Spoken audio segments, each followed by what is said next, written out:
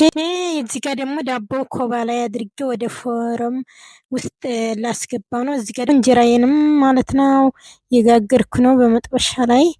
ይህንን ይመስላል እንጀራው። ከጋገርኩት በኋላ ደግሞ እያቀዘቀዝኩ እዚህ ላይ እንደዚህ ላስቲኩ ላይ እንደዚህ ሳይደራረብ አስቀምጠዋለሁኝ ማለት ነው።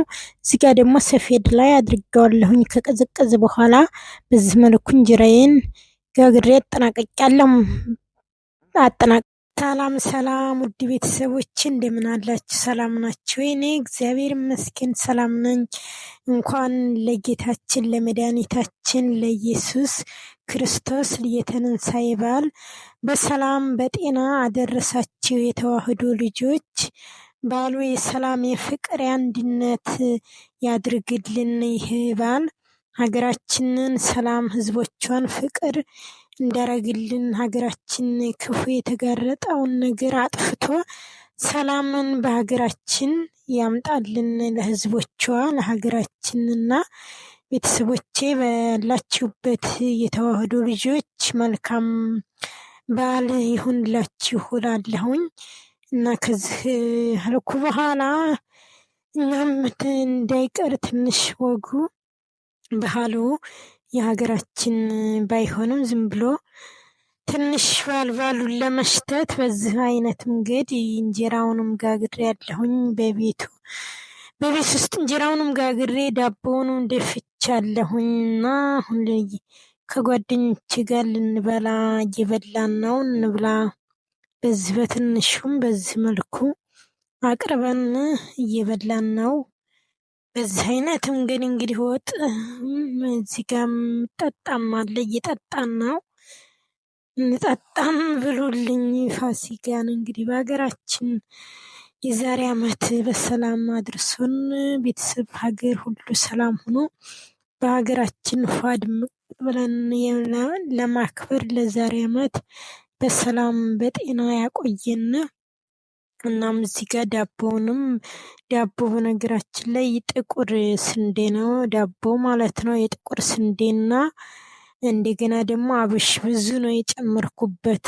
አብሹ በዝቶበታል እና ጥቁር ሆኗል። ዱቄቱም ጥቁር ዳቦ ነው፣ ግን አብሹም የመጨረሻ ብዙ ነው ያረኩት። በዚህ አይነት መንገድ ዳቦውንም በዚህ በኮባና ምንድነው የሚባለው በእንትን ቅጠል ነበረ የጋገርኩት። እንትኑን ቅጠሉ እዛ ላይ ተያይዞ ምናምን ስልጣው ቅጠሉ ደግሞ ወደ ላይ ዳቦ እየተነሳ ማለት ነው። የሰላጣ ቅጠል ሳይሆን ይሄ ከስ እንትኑ ማለት ነው እሱ ሳይሆን ሌላ አይነቱ ነበረ እና ይነሳል። ብቻ ቆንጆ ነው ዳቦ። በዚህ መልኩ ጥቁር ሆኖ ያው ፍርፍር ያለ ዳቦ ነው። ምንም አሪፍ ነው።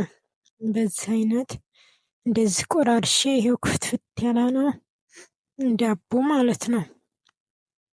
ቆንጆ ነው። አብሽም ያው ምንም እንትን ስለሌለው እና እየበላን ነው። እንብላላችኋለሁ። ይሄ ዳቦ እንደዚህ ወጡም አይብም የእንቁላል ወጥ ነው። የእንቁላል ወጥ እና አይብም ዳቦ ከዛ የሚጠጣው ከዛ እንጀራ አለ ወጥ አለ። በዚህ መልኩ በትንሹ እንደዚህ ለማመሳሰል ባሉ ወጉ እንዳይቀርና ያው ባል ደስታ የለም። በእርግጥ ብዙ ቤተሰቦቻችን ሀገራችን በስቃይ ውስጥ ቤተሰቦቻችን በመከራ ሰቆቃ ውስጥ ይገኛሉ። በጨለማ ውስጥ ስልክ እንኳን ለማግኘት አልቻልንም እና የሀገራችን ሰላም በእውነት በጣም ያስጨንቀናል እና ሌት ቀኑ ያስጨንቃል በጣም። ግን እኛ ምንም በእኛ አቅም የሚሆን ነገር ስላልሆነ ብቻ ፈጣሪ እሱ እግዚአብሔር አምላክ እሱ ምሕረቱን እጁን ዘርግቶልን የሀገራችንን ሰላሟን ደስታዋን ያሰማን ቤተሰቦቼ እንጂ በጣም ነው ሌት ቀን በጭንቀት እና ይሄንን ያው ዓመት በዓል እንትን የማከል እንጂ ተደስቶን አይደለም ማለት ነው። ውስጣችን ብዙ ነገር አለ ግን የዓመት በዓሉ ፋሲካ ስለሆነ ደንቡን ለማድረግ ያክል ነው። ይህንን እንትን ሲሰራ ያው ብዙ ድካም አለው፣ ብዙ ፕሮሰስ አለው፣ ብዙ እቃው ሁሉ ስራው ይሄን ሁላ ሲሰራ በጣም ስንት ተደክሞበት ነው ማለት ነው።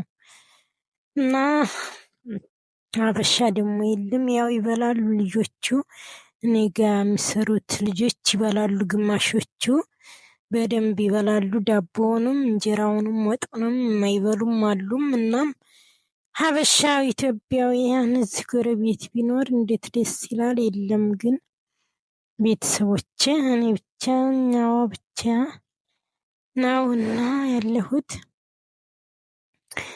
እንጀራውም ወጡም ብዙ ነው የተሰራው። ብቻ እንደዚህ እያከበርን ነው። እና እናንተስ እንዴት ናችሁ? የማዳም ቤት የምትሰሩት እንደኔ እንዴት አከበራችሁት? እንዴት ነበረ እናንተ ጋ ፋሲካ ትንሳኤው እላችኋለሁኝ። እኔ እንግዲህ በዚህ አይነት እንደምታዩት አክብሬያለሁኝ። እግዚአብሔር የተመሰገነ ይሁን ቤተሰቦቼ። እና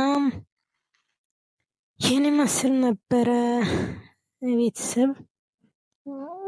ቪዲዮውን ከወደዳችሁ ሼር፣ ላይክ፣ ሰብስክራይብ እንዲሁም ኮመንት አስተያየት አስቀምጡልኝ። የሚስተካከል ነገር ሁሉ ነገር ያለው እንትን ስህተት ያለበትን ነገርም በኮመንት ብታሳውቁኝ እላለሁኝ። ውድ ቤተሰቦቼ አስቀምጡልኝ እላለሁ። አዳዲስ ቤተሰብ የሆናችሁም አመሰግናለሁኝ። ሰብስክራይብ ማይ ቻናል አመሰግናለሁ። ቴንኪው ሶ ማች ቤተሰቦቼ ማለት ነው። ፈረንጆችን ስለሚያደርጉኝ አመሰግናለሁኝ እያልኩኝ በዚህ መልኩ እንደዚህ እየበላን ነው። ልጆች ግን አልተቀረጹም እና ስላልፈለጉ መቀረጽ እነሱ አልገቡም ቀረጻው ላይ እላቸዋለሁኝ እንጂ ከካሜራ ጀርባ አሉ አብረውኝ የሚሰሩ የስራ ጓደኞቼ ብዙ ናቸው አሉ። እና ይሄ ዳቦንም